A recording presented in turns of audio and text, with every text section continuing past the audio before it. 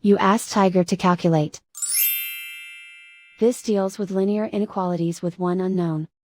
The final result is y smaller than 6. Let's solve it step by step. Group all constants on the right side of the inequality.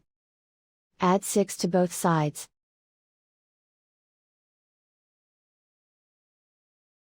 Simplify the arithmetic.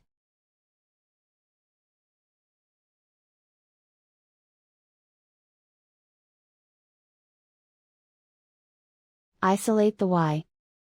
Divide both sides by 3.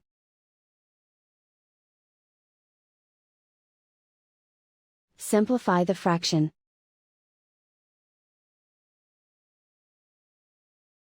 Find the greatest common factor of the numerator and denominator.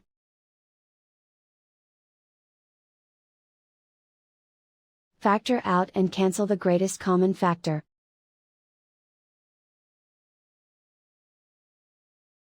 Plot the solution on a coordinate grid.